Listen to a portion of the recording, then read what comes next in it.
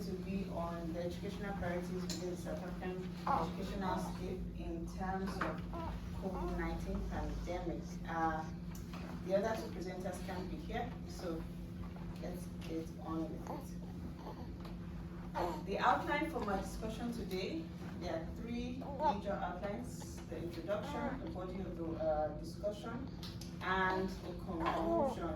So the body, I'll be briefly talking about the South African concerns within the educational landscape, why there was the challenges faced in terms of online teaching and learning, the need for student inclusivity, and the example we've adopted in tackling issues around inclusivity and the concerns of COVID-19. So, briefly, there have been ongoing debates on the challenges within South Africa. Now we are familiar with the historical background of South Africa in terms of the apartheid system, the social injustices that resulted in inequality and exclusion of certain groups, the historically disadvantaged communities. This led to social injustice in terms of distribution of resources, and then these were some of the challenges that were already ongoing in South Africa before the pandemic. So the pandemic more or less aggravated the issue and made it of even a larger scale.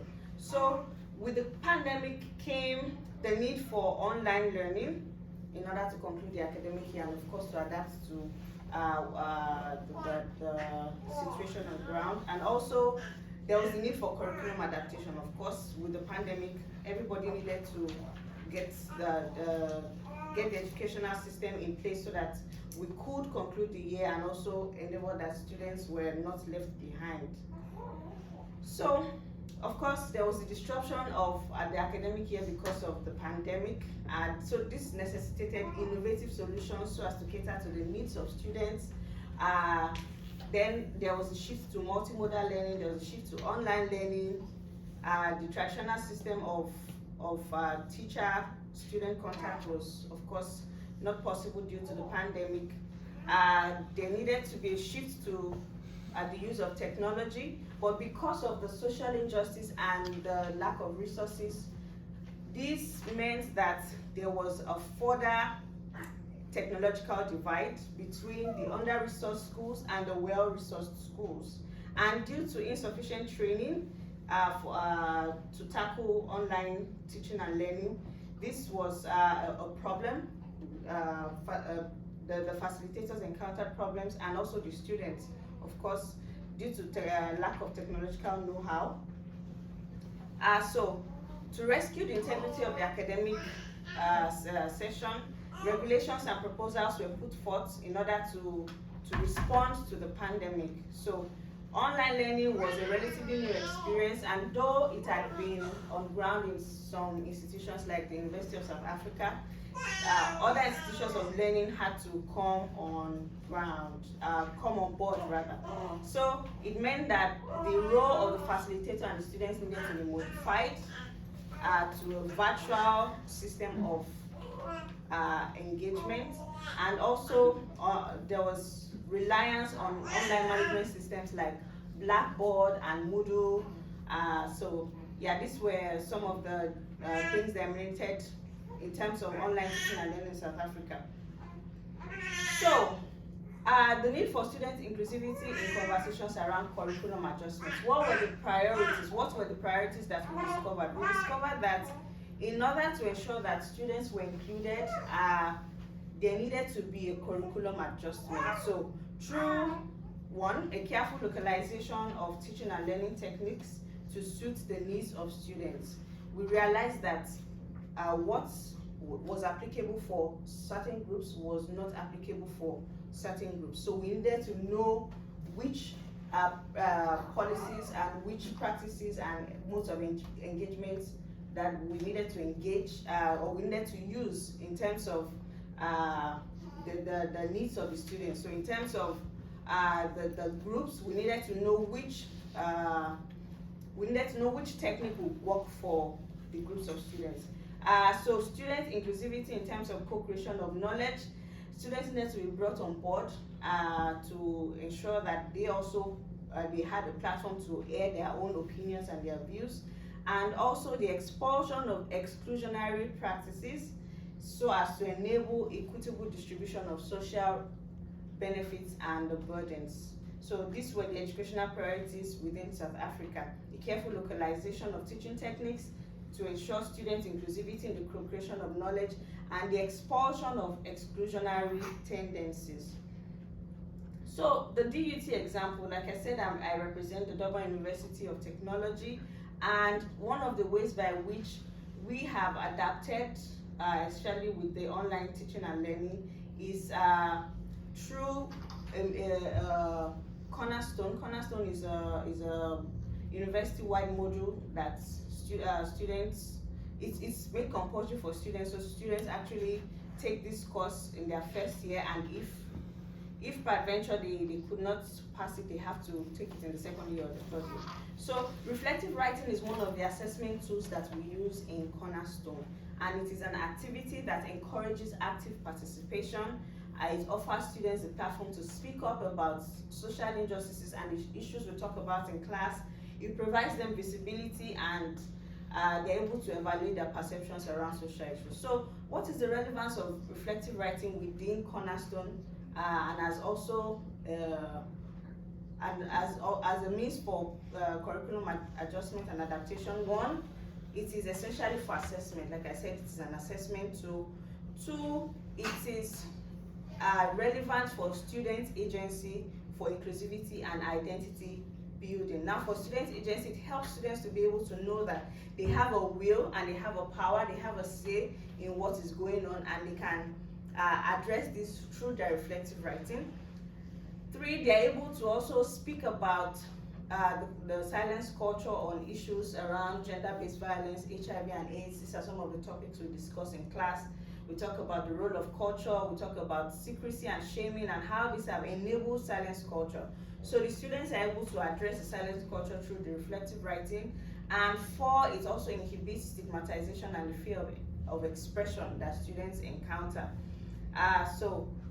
And this is done, okay, so the methodology or the way we came about this point was through a participatory action. So this was based on experiences of the facilitators.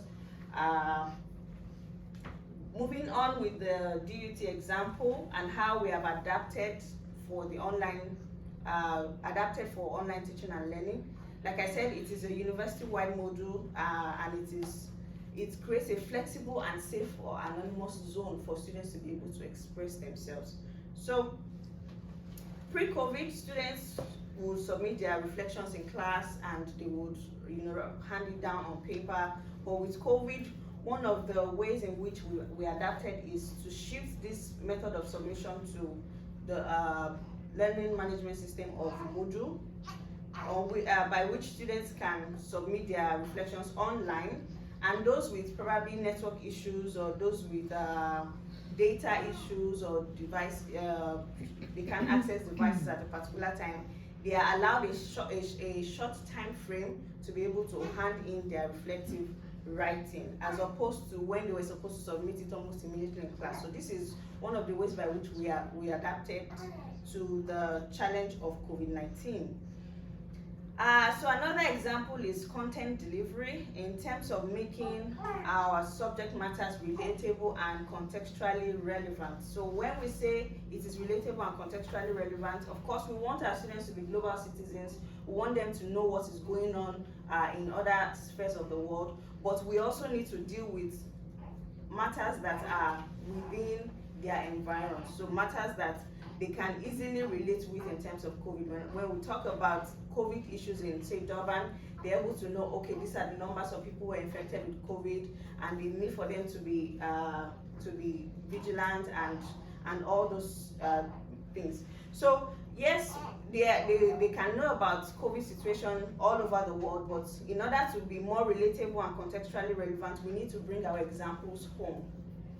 So yeah, we encourage feedback and dialogic communication, and according to Lawrence, one of the ways by which we can make curriculum adjustment relatable is by making it culturally responsive and making it relatable. So this brings me to the framework which we propose to be able to adapt to pandemic situations like COVID or unforeseen circumstances in the future. So in essence, the proposed framework for curriculum adjustment has to be culturally responsive, it has to be contextually relevant, it has to be relatable, it has to be engaging. So these are some of the things that we've tried to some of the ways we've tried to engage students and adapt our modules, our cornerstone module, to be able to adapt to the issues of COVID-19. So conclusively, capacity building initiatives, culturally responsive and relevant models, and other value-oriented approaches have to be engaging. Like I said, they have to be relatable, and they have to protect the rights of students, which is the aim of Cornerstone. So therefore, to expand access to education and ensure that no student is left behind, and also to include students, we have to make room for them to be able to express themselves, which is what we do in Cornerstone. And we also came to the conclusion that if learning is not designed along these lines, considering the experiences around COVID-19, it becomes an issue of concern on how we are going to reformat educational priorities in South Africa.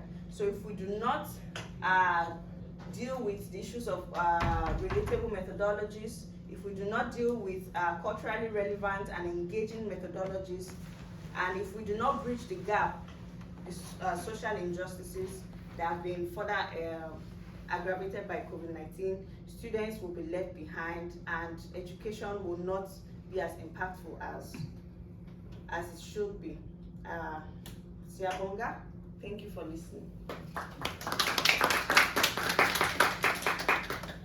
Thank you for the presentation. Now the floor is yours. If there is any question, you can ask the presenters and the team.